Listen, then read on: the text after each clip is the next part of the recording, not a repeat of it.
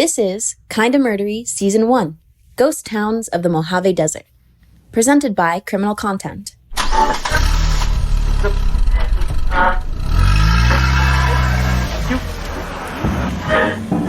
You're rocketing down the 15 freeway between Vegas and LA. It's a scorched wasteland of Airstream meth labs and unrelenting heat. This is no place you'd want to stop. But the car's on fumes, so you take the exit and you pull up to the gas station. It's abandoned, a concrete canvas that some local Michelangelos turned into the Sistine Chapel of spray paint penis. A grave marker for every crazy story lost in the desert sands.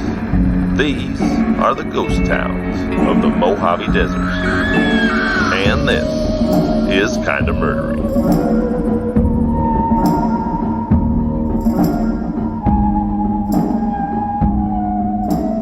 Hey everybody, and welcome to Kinda Murdery Season 1, Ghost Towns of the Mojave Desert. I'm your host, Zevon Odelberg. Thanks for deciding to be here. Today we travel about 137 miles east of Los Angeles, just off the 395, to Randsburg, California. Back in 1895, 3 penniless miners were wandering through the Mojave's Rand mountain range when they discovered a literal mountain of gold. This accidental El Dorado would become the famed Yellow Aster Mine. A massive tent city was born, and the tents were quickly replaced by the gold and tungsten mining town of Randsburg, a classic Old West boom town boasting as many as 3,500 inhabitants by 1899. Today, only 125 remain. Modern Randsburg is on the sometimes too soon bucket list of hardcore dirt bikers, a handful of whom meet their untimely demise every year, disappearing in the surrounding hills. But Randsburg's hardy residents are determined not to disappear. At the outskirts of town, a battered wooden billboard painted in red, white, and blue, declares to visitors that they are about to enter a, quote, living ghost town. Randsburg, California, has witnessed 3 different American centuries, and more than its share of murder, across a 126-year history of being kinda murdery, pretty darn murdery, and absolutely, positively, super-duper murdery. Hey everybody, and welcome to Kinda Murdery. I'm your host, Zevon Odelberg. I'm here today with on-air producer Adam Volrich. How you doing, Adam? I'm doing well, man. How are you? I'm good. I'm thinking maybe today I'm Butthead and you're Beavis. We haven't done that one yet. Yeah. I need teepee for my bunghole. Yeah. I'm a big fan. So if you want to go down that rabbit hole, we can. Let's do it. So I am also here with Sean Christensen and Brendan Hubbard from Criminal Content. Hello. Hey. And of course, I am here with actor, director, writer, star of Hawaii Five-0, Dirty Sexy Money, certified super fresh cult hit horror movie The Invitation, breathtaking embodiment of Anna Mae Wong and Ryan Murphy's Hollywood, the fierce, the brilliant Michelle Krusiec. Thank you for having me. That was an epic intro.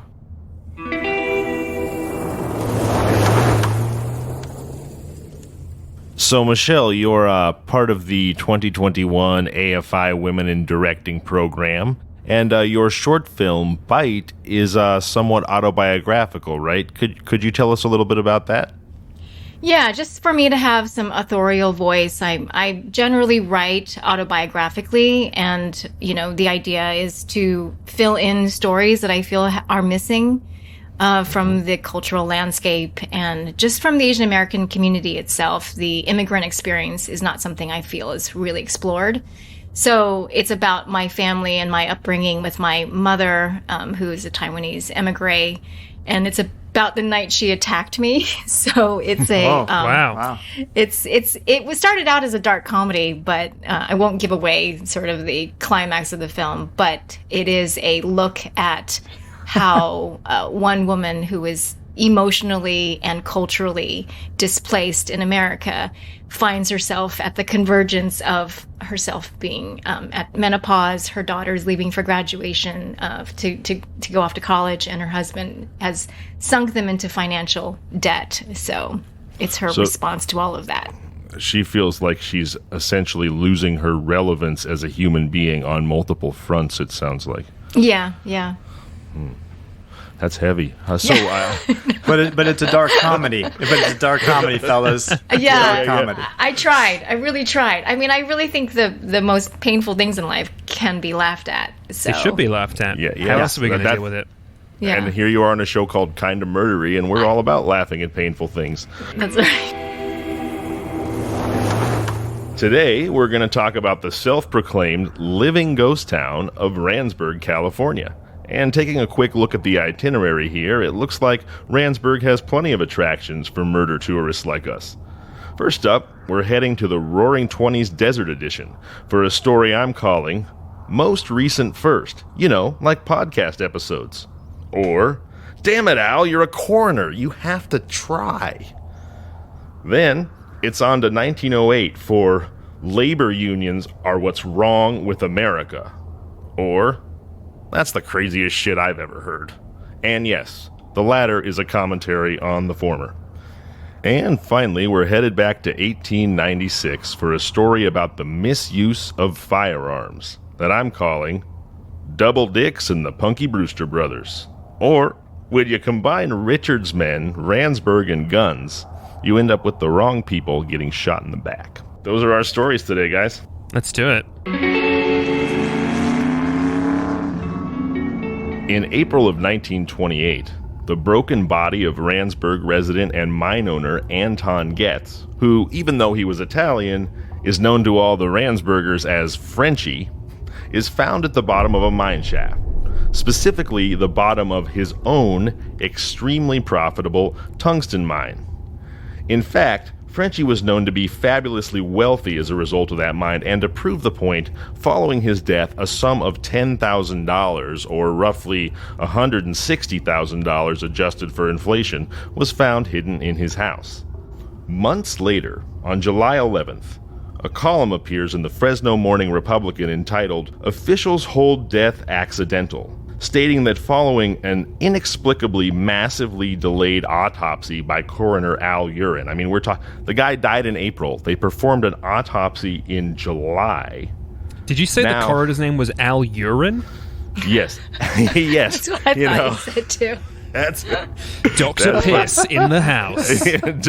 Dr. Piss. Yeah, it's funny. I told this story to my 9-year-old last night, actually, and that's the first thing she said. She said, "Wait a minute, Dr. Urine?" Yeah.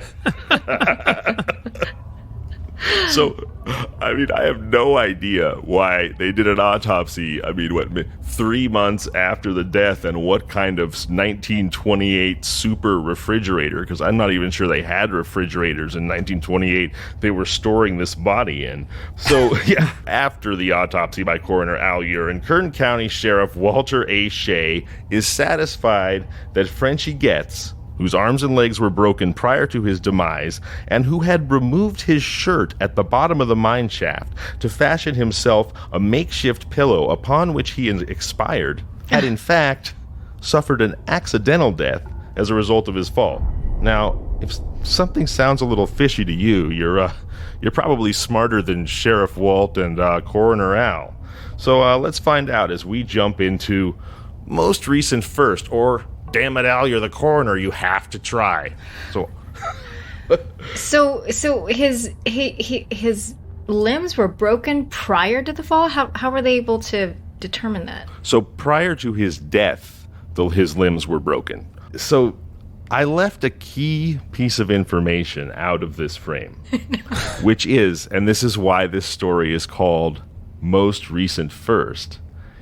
In the same column of the same newspaper on the same day, above the little article that said the sheriff and the coroner have decided the death is accidental, there is a second article that says they're reopening the investigation into Frenchie Getz' death as a possible murder. And wait, in the same column that they're saying that it's a... yes. Okay. It's as crazy as it sounds. In the same newspaper, on the same page, in the same column, at the bottom of the page, it says, we've decided it's accidental. And right above that, it says, we're reopening the case as a possible murder. See, this is what happens when people who work for the same place don't talk to each other. Yeah, exactly. So this, you guys, it's as weird as it sounds, and I really want to dig into that a little bit. So, I'm sorry, I'm still a little bit on the names here. Al Urine. Yeah. Why was he called Frenchie? What was up with Frenchie? His urine had that sort of French mist to it. Oh God! Yeah. French what, mist. did they? French mist now sounds like the worst lemon lime soda in the world. I'm not drinking that when thirsty. Trying to draw conclusions. Were they being racist to him because he's Italian? Frenchie gets isn't Dr. Piss. Yeah. No, he's not. So and why was his shirt off? Yeah. Well, you want to die sexy, you know. So to somebody's point, somebody basically just said this. I believe to the denizens of Randsburg, the distinction between an Italian and a Frenchman was immaterial. So he was a foreigner, he was Italian, he's Frenchy. He might as well be French. Like, what's the difference? So there's a Bakersfield police officer. His name's A.E. Cook, and A.E. Cook has this theory that the slayer or slayers of Anton Getz bashed him with a crowbar right outside of his mine and then threw his body down the mine shaft to quickly hide it, and then themselves descended the mine shaft to rob him. And now they did that in the wrong order. Yeah, exactly, right. So again, how deep was the shaft too? Most of the shaft we're talking about. Most recent first, right? Yeah. Wrong order. So the shaft is quite deep, but in fact, the body falls and lands on a ledge that's 40 feet below the entrance to the shaft. Because I guess the mine shafts intentionally had these ledges at a sort of reasonable intervals to make descending them easier. So there's some reasons that the policeman thinks that Frenchie was murdered. The first is he was fabulously wealthy and was known to carry a secret money belt around his waist at all times. He was known to carry a secret money belt. Boy, that's good job keeping the secret there. Yeah. He was known for his secret. Yeah. He was famous for the thing. His biggest secret was the thing everything knew about him. Well, so it was also known that shortly before his death, he had withdrawn somewhere between $2,000 and $3,000, so roughly $50,000 to $60,000 in today's money, from a bank in Los Angeles. So that was likely around his waist in the not-so-secret money belt. So we've certainly got motive, right? And why is he carrying all that money? I mean, like, does he not have what do they do? Do they have houses back then? Are they campsites? Are they camping near their mines? Yeah, right. Well, actually, I'm glad you asked that, because after he dies, they in fact find in his home hidden another $10,000. So he maybe didn't trust banks. He hid some of it in his cabin. He kept some of it around his waist. I was going to say, he sounds Asian. I don't know. Like he didn't trust banks. I mean, did you check under the mattress or in the rice bag? Yeah, right, exactly. In the rice bag. That's a good rice one. Bag. It's a good one. Yeah, I'm gonna start hiding all my valuables there for anyone listening. They stay dry too. Yeah. That trick with the iPhone, works with wet money. So the fact that there was money and a motive is not the only reason this detective thinks the man was murdered. The detective went down into the mine himself, whereupon he discovered, on this shelf 40 feet down where the body had initially landed, he discovered bloody tissues where the presumed murderers would have wiped the blood off their hands or off the crowbar they bashed him with. They also discovered signs that the body had been dragged some distance. they discovered boot heel marks that could not possibly have belonged to Mr. Getz because his broken body was chucked down to the bottom of a mine, or he fell to the bottom of a mine and broke all of his arms and legs. And they also discovered a bunch of cigarette butts where the murderers had basically stood around smoking for a while. And interestingly, Getz himself was known in the community to be a non-smoker. Oh, well, there you go. They knew it wasn't a suicide? So we've got some really stupid criminals, a doctor named Piss, a cop named Chef, and just all this fucking mess. Yeah, and in other words, there's a preponderance of compelling evidence that he was in fact murdered and did not die accidentally. And let me give you another one that jumped out at me. It said in that first column where the coroner and the sheriff decided it was a suicide that this man had taken off his shirt and fashioned himself a makeshift pillow that he laid his head on as he lay dying in the mine shaft. Well, if your arms are broken, please explain to me how you take off your shirt and make it into a pillow. It's literally physically impossible. But I'm wondering about like the actual murder itself. Like if they drop the body into the shaft and then he lands, like why would they then move it? I mean, he would have been probably dead from the fall. But then they hit him with a crowbar before, so they hit him with a crowbar and knocked him in. The sequence is strange. Right, so or it's overabundant. It's too much murder. Right. So what the sheriff and the coroner say is that he crawled to a dark area so that he could fall asleep on his makeshift pillow. Now it makes no sense that a man with broken arms could take off his shirt and make a pillow. What makes sense is that somebody robbing him would remove his shirt to get at his secret money belt. That he was known for. Right, that he was known for, yeah. And then, if he was visible on the shelf 40 feet down in the mine, they would then drag him to the darkest corner to hide him from clear view. Not that he went to the dark corner to have a nice nap as he died. Right? Let me just crawl into the dark to die. Yeah. So, right. And by the way, Bakersfield detective A.E. Cook, he lays all of these facts out. He said if he's horribly injured by an accident, he would be wanting to be in the lightest, most visible area in hope of being rescued. He would not crawl to a dark corner. What about all these cigarette butts? What about the boot marks from multiple men? What about the dragging of the body? How in the world would Frenchie have dragged his own body? Like, the evidence is very compelling that it's a murder. And a couple days later, the article comes out where Kern County Sheriff Walter A. Shea says, I have no intention of reopening this accidental death case as a possible murder unless somebody can show me more evidence that actually indicates it's a murder. It was him. It's him. Yeah. Yeah. It's Shea. Yeah. Yeah. Shay's the one. But yeah. Sheriff Shea and Dr. Piss covered this up. And Detective Chef tried to clear it all up, but he was just too dumbfounded by the fact that the Italian guy was named Frenchie and he couldn't pull it off.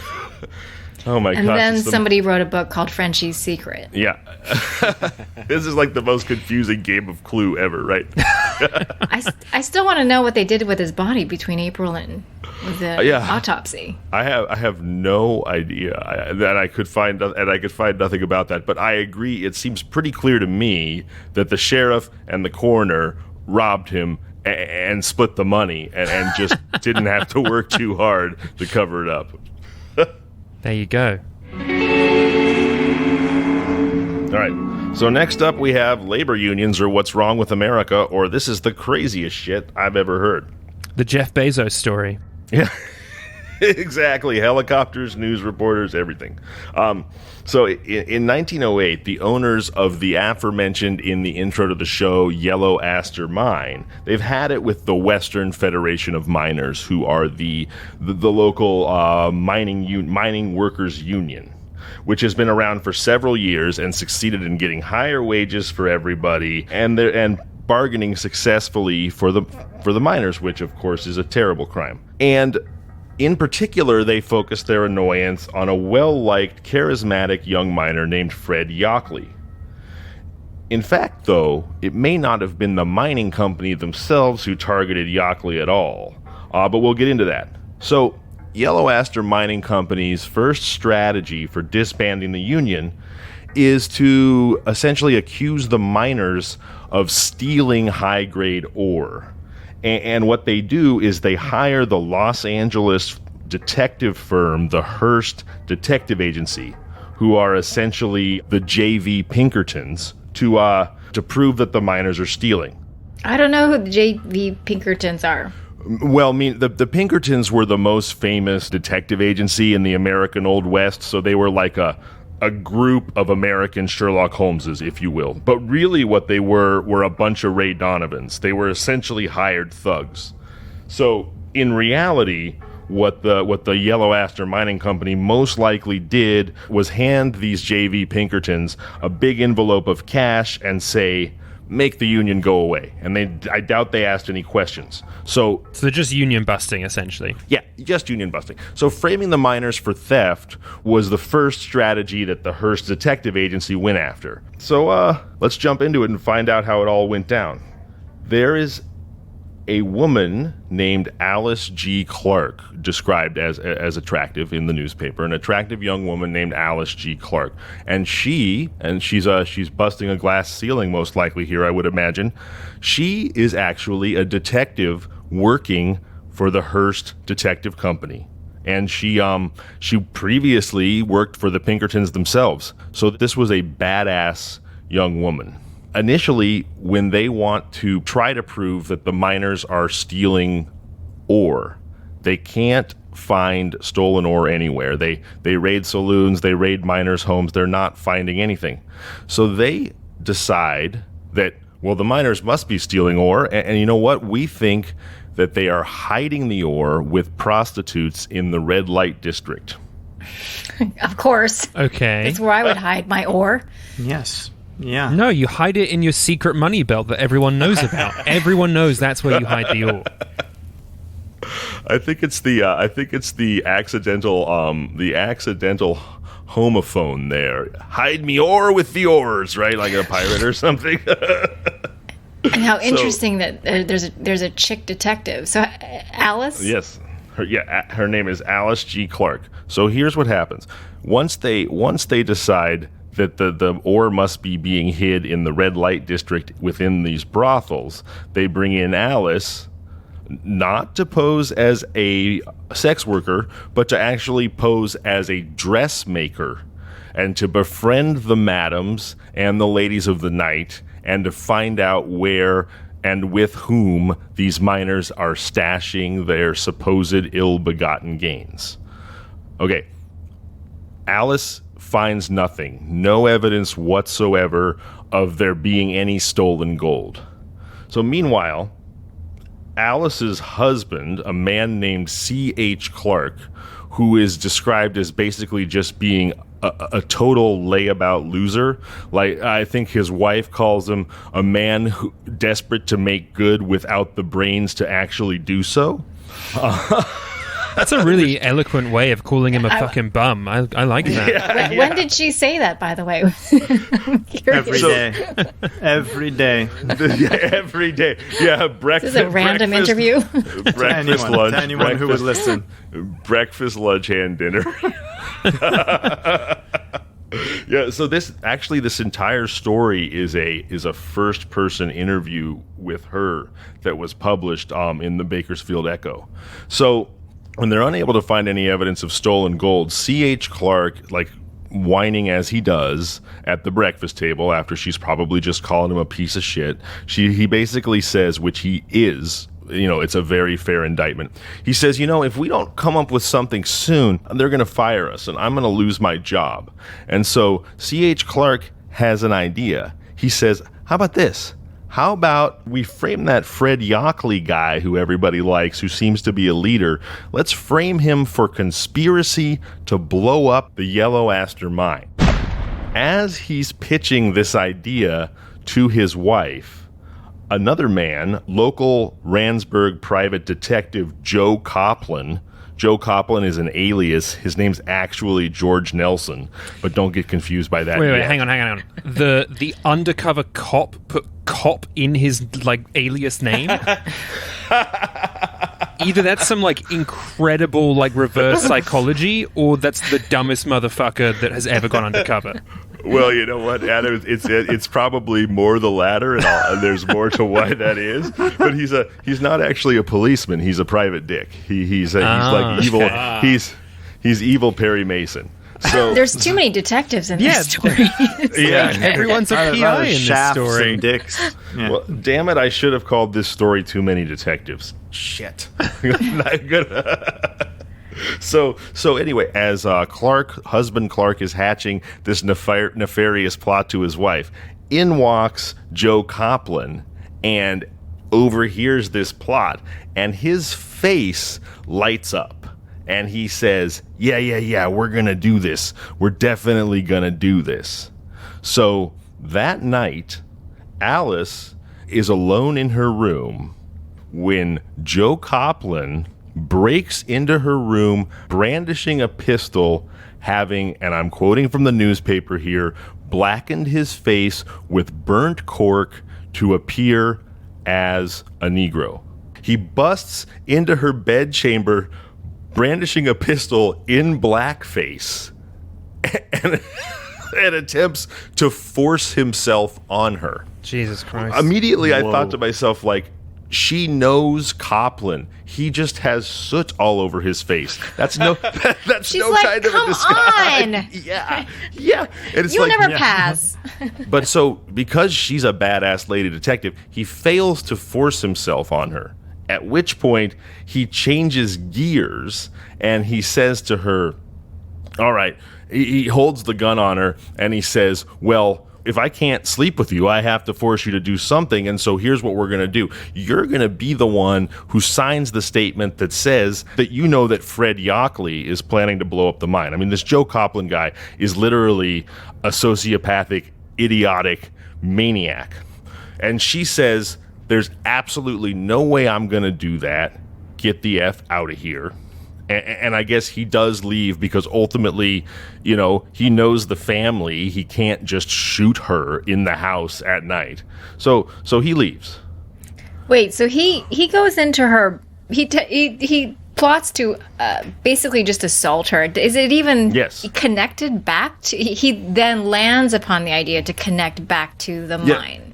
It's like he's such an evil asshole. He puts on blackface to disguise himself to assault her. And then when that fails, it's as though his evil asshole mind goes, well, I have to force her to do something or this is going to be a total loss. So he holds the gun on her and he says, I'm going to force you to falsely accuse in a signed statement, Fred Yockley. But wait, hang on. So just to try and backtrack and get this all straight. She's a detective hired to do some fucked up union busting.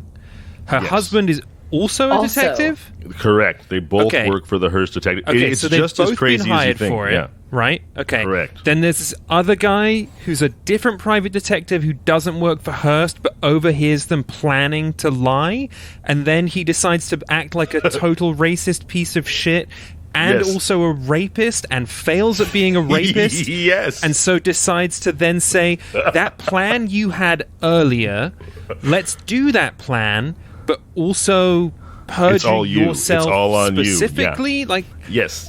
I don't even understand. This is so jumbled and stupid. It doesn't make any sense. It doesn't, but actually, believe it or not, I am actually telling this story about as clearly as I've ever told a story on this show. It's just that crazy of a story. I'm serious. So here's the thing.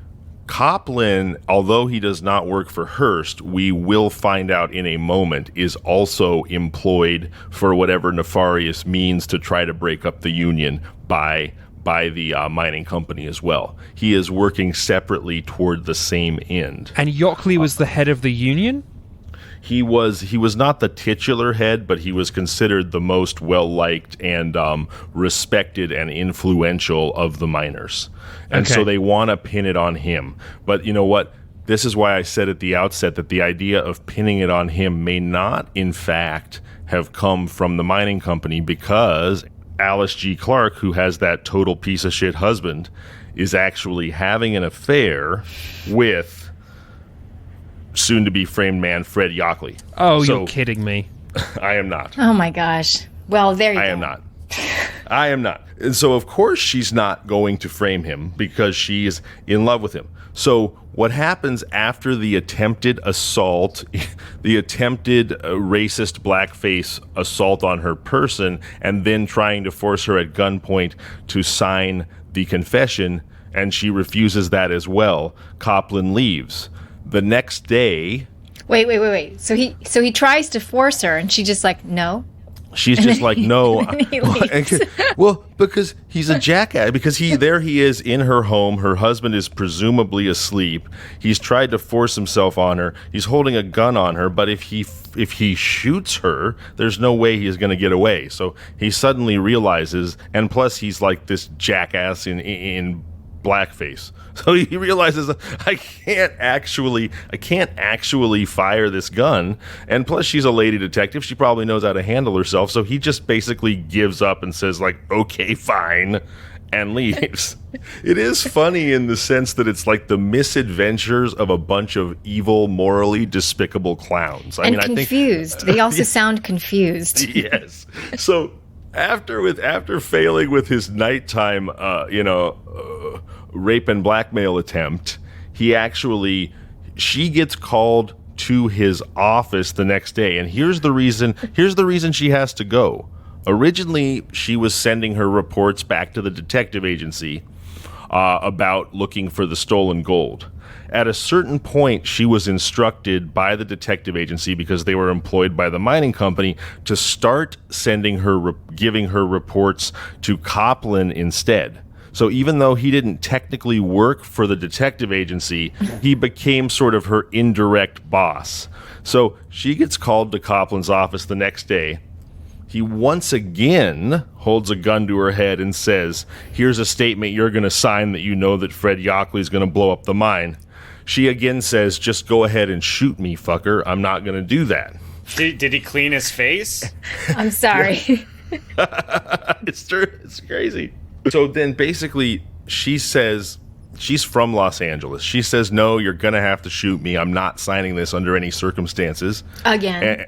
And again, he backs down. So she goes back to L.A., at which point she gives this interview with the newspaper exposing all of this.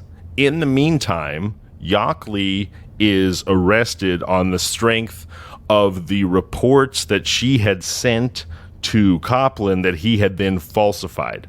So Yockley goes to jail. He pays his bail, and as soon as he does, everybody in Alice Clark's family, her mother, her sister, her 10-year-old daughter, comes out and they say, we know the truth of this story. Fred Yockley is innocent. This is all a conspiracy engineered by Copland. And so then what happens is Copland, and this is a great story of a bad guy getting his comeuppance of a sort, Copland himself is arrested for conspiracy. Good. Yes, fuck that great. guy. I hate him. I really hate him. So here's, it's not over yet. Wait, so he gets arrested for conspiracy? Yes, because enough witnesses come out and say that he's the one that made all these falsified reports about the conspiracy to blow up the mine that supposedly Fred Yockley was hatching. And so he then gets arrested for that. But he pays bail, gets out, skips his bond, and goes on the lam. Not 2 days later, Copley, now George Nelson, is arrested in Los Angeles on a warrant for these crimes in Randsburg. To which he says, I don't know what this is about. I'm definitely not under felony charges in Randsburg. If anything, maybe misdemeanor charges, but not even that. Because listen, I'm not a employer. I'm not a detective. I own a stag club. I own a gentleman's club. And as part of running that gentleman's club, I come to Los Angeles once a month to do business for the gentleman, for the strip club. And you guys have apprehended me in the course of my normal monthly business trip to LA as part of operating a strip club. And in back in the day, just because he changed his name back, he goes back from the Copland back to his real name, right? He goes back to his real name. Now he's saying you got the wrong guy? No, he's not saying you've got the wrong guy. He's saying because he gets arrested and he's doing an interview for the LA Times. And he says, he doesn't exactly say you've got the wrong guy. He says, I don't know what these charges are about. If anything, I might be under misdemeanor charges, but those will be really easy for me to clear up. I'm not in LA on the lam like you say. I'm in LA in the normal course of doing business as a strip club owner. And on top of that, I have lived in Randsburg for 4 years, during which time I have been a deputy sheriff. So his complaint isn't, you can't arrest me because I didn't do it. His complaint is, you can't arrest me because you're wrong about why I'm in Los Angeles? Yes, you're wrong about why I'm in Los Angeles. And he says, and I don't work for the Hearst Detective Agency. I did work for the Hearst Detective Agency, but not anymore. Now I just own an exotic dancing club and am a deputy sheriff. But what happens when you go to... sorry, guys, I'm so not into the whole prison system. I mean, when you skip bail, right? Isn't he supposed to get arraigned and all that stuff? So... You get hunted down by Dog the Bounty Hunter. Right. So he gets hunted down and he says, no, that wasn't... It sounds like to me he's going, you have the right person. I'm a strip club owner and a former sheriff. Well, I am but a humble strip club owner. I am but a humble former sheriff who runs a strip club. I couldn't possibly have been engaged in union busting, attempted rape, racism. That doesn't sound like me. I'm just a dirty cop who runs a strip joint. So, Michelle, I want to talk to you a little bit more about yourself and your career. Now, I know you were in this fantastic horror movie, The Invitation, that we're all big fans of. What's your favorite thing about the movie? Oh, wow. That's a good question. I was so enamored by working with Karn Kusama. She's such an incredible director, and I've been a fan of hers since Girl Fight. And to just watch her work, and the way we shot that film was very much like a play because it's only one location.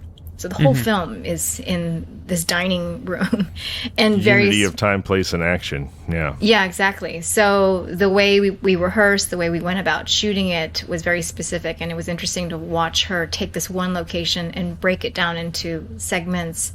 And then from there, just, angles and, we kind of got tired of that location after a while because we were all crammed in there for a bit. But it served, that movie well. You really felt the claustrophobia of that world.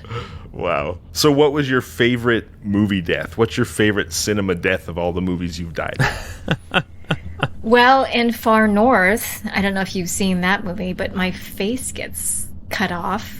Whoa. Oh, yeah, that's unfortunate. Yeah. Googling it right now. Spoiler alert, my face gets I get skinned, and then Michelle Yeoh takes the skin of my face and grafts it onto her own. Whoa. Tries to have sex with my lover.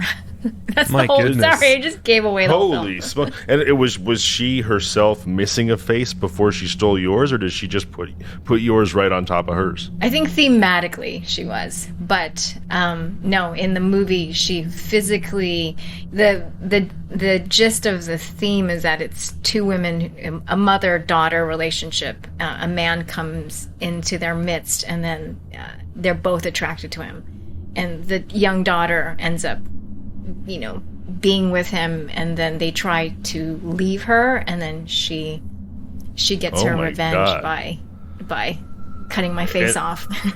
and does she actually think in her madness that she might succeed in tricking him, or is it just sort of a grotesque revenge moment? No, I think in her mind she imagines she will succeed, and I think in the film she does to a certain degree. She succeeds until she doesn't. Well, how long does it take for her to heal with your face on her face? Like, or is there magic involved? Well, I'm dead by that point because so Right. she just skins my face and then puts it on her face, so she's not hurt. Oh, so she's just wearing your face like a mask. And Yes. it's like dark in the cave or whatever, Yes, and he does exactly. it. Oh my friggin' god! Yeah. And I Wow. feel like there's probably some kind of commentary on aging in there, where she's going, "I used to look like this. It's not my fault that I'm older now," or some such deal. I don't think so. I don't think there was a kind of aging thing. I think it has. Well, I don't know. Maybe in Michelle Yeoh's interpretation, but for me, I saw it more as kind of having to do with erasure of self and then giving yourself an identity, and those little themes in the world. Cool. Well, I'm going to have to check that one out. It's a really cool movie. Yeah, it's with the director is Asif Kapadia, and he's done some amazing films. Cool. Great. Wow. I'm reminded of Steve Buscemi in Con Air when he says, "I once drove through 4 states wearing a little girl's face as a hat." Ew. He's very creepy in that movie. He sure is. Anyway, Who knew it was a running thing? Yeah, It's a wearing cinematic. faces. It's a cinematic device. Oh, you're doing the ripping of the face one. Oh, you're doing the wearing a face thing. Yeah, that's the whole time. One of those. That old chestnut. Yeah. It's 1896, so once again we're right back at the beginning of Randsburg. And a generous man, well-liked by the community, named Charles Richards, owns a saloon. His regular patron is a bear of a man, a huge man named L.A. Scott, who's known to be a brawler and a ruffian. And Scott has run up quite a tab at the saloon. So Richards goes up to Scott and he says, "Hey, Scott, old buddy, you owe me quite a bit of money at this point. Could you please pay your bill?" This results in a fist fight because Scott doesn't want to pay. So they start fist fighting, but they end up getting separated by other patrons, and Scott leaves the bar. He then comes back a few minutes later and he says to Richards, "Hey, Richards, I'll pay your bill after all. Could you come by my tent? I've got some receipts I want to show you." The old receipt. Totally normal. Excuse. Yeah, the old receipt excuse. It's tax time. Need to turn it in. The saloon's where I claim all my expenses, right? Yeah, those are every drink is a business expense. Well, especially on Kind of Murdery. You fit right in, Michelle. So here we go. Charles says, sure, I'll come, but give me a minute, because he may be generous, but he's not exactly an idiot. So Scott leaves. Charles Richards puts a pistol in his pocket, and suspecting there may be ill intent on the part of Scott, and then he goes to Scott's tent. Well, another fist fight ensues. And this time, Scott overpowers Richards and throws him to the ground, at which point the pistol in Richards' pocket falls out of his pocket. Richards, realizing that he's about to get his ass beat by the much larger man, gets up and starts to run away. Scott picks up Richards' pistol, shoots him in the back, and kills him. Ooh. Yeah. Wasn't expecting that. Very cool and normal. Yeah, totally. And so there's that saying, like never bring a knife to a gunfight. What I think this illustrates is never bring a gun to a fist fight. And don't go to a man's tent. Yeah, and you're like, my mother taught me that one. Never go to a man's tent. Especially not if they ask if you want to come and see their receipts. But he goes there, and then they have another brawl. So it's like they couldn't work it out, right? Surprise, surprise. Yeah, they do. Exactly. And by the way, guys, this is just the prologue of this story. Oh, great. Because As you'll remember, this story was also called the Punky Brewster twins, and I have not mentioned a single Punky Brewster twin yet. So this, as you'll recall, was September of 1896. Well, in October of the same year, October 31st, Halloween actually, a N. Richards, who is the father of the recently murdered Charles Richards, is sitting gambling in a saloon here in Randsburg. In fact, he is gambling at Johnny Crawford's saloon. It's about 3 a.m. in the morning. There are about 15 men, all wasted, gambling in this saloon. Those men include old Mr. Brewster, the Brewster brothers, who are twins, Wesley and China. China is a nickname, but no other name is given for him. And a third Brewster brother whose name is given as Sitting Bull, described in the paper as named that because he was so lazy. Now, whether that's I know, right? Whether that's a racist commentary on their views on Native Americans, or whether just the idea of a bull sitting conjures an unwillingness to work, or more likely both, that was in fact his nickname, and he was described as a tin horn or degenerate gambler. Well, what about China? What about that guy? What's his nickname about? Unexplained. I mean, I think if it was today, he would probably be the guy who was stoned all the time. But I don't know how much weed they were growing out there in the desert. So a fight breaks out over the card games because it's 3 a.m. and everybody's wasted. And so here's what happens. A fight breaks out between a man named Boston. I love how everybody's going by a nickname. It's like a Major League Baseball clubhouse where the managers are like, well, we got Billy and Boston and Tony and Joey, and they always like to add an E or ascribe a name. And that over there's Kentucky. So this is what this was like, right? And so Boston gets in a fight with the Brewsters over the card game. And so China Brewster goes behind Boston and grabs Boston's arms, and so pins his arms in place. And old man Brewster runs up with a long knife and stabs Boston right in the gut. Oh, no. And then somebody else in the bar grabs a gun and shoots Sitting Bull Brewster right through the ear lobe, like basically pierces his ear. Wow. And at this point, everybody draws like a menagerie of pistols and rifles, and they're just like, yeehaw, Yosemite Sam. They're all like shooting like Looney Tunes, wasted at 3 a.m. Well, as this fight comes to a close, they discover that everybody in the bar, I mean, sure, Boston's been stabbed in the gut, but he actually gave an interview to the newspaper being like, don't worry, I'll be fine.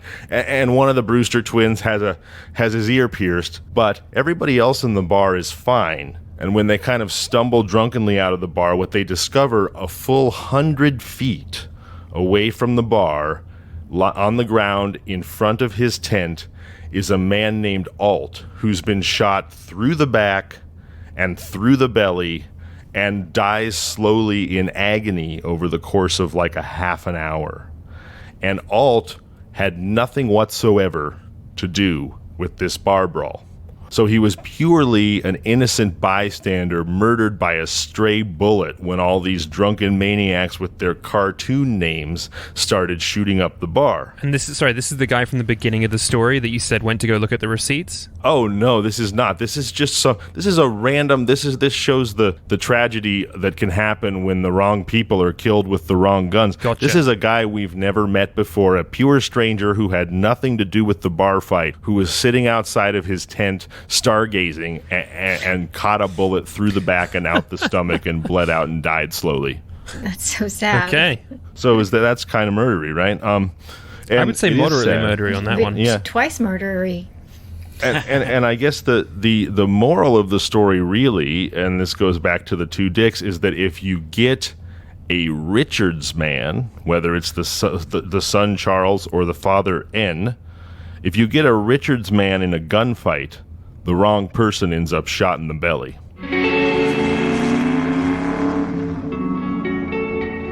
All right, guys. Well, we really appreciate that you listen to this show and that you're fans of the show, and we especially encourage you to rate, subscribe, and review because, of course, it helps.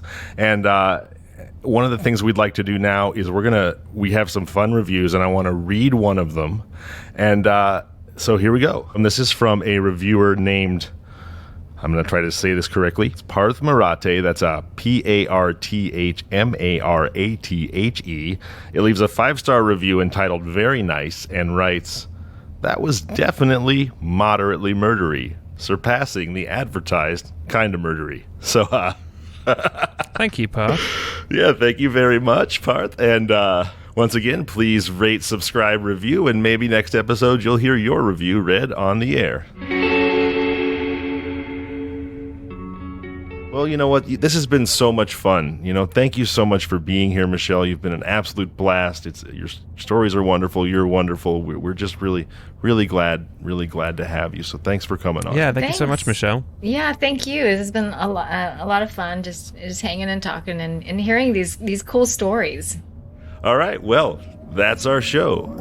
For Adam Volrich, Brendan Hubbard, Sean Christensen from Criminal Content, and the incredible Michelle Krusiec, I'm Zevon Odelberg, and this has been Kinda Murdery. This is Kinda Murdery, Ghost Towns of the Mojave Desert, presented by Criminal Content. You can find us online at kindamurdery.com and on all social media at kindamurdery. Email us at contact@kindamurdery.com. Listen to us on all your favorite podcasting apps: Apple Podcasts, Spotify, Overcast, Google, and more. Don't forget to rate, review, subscribe, and tell your friends about the show.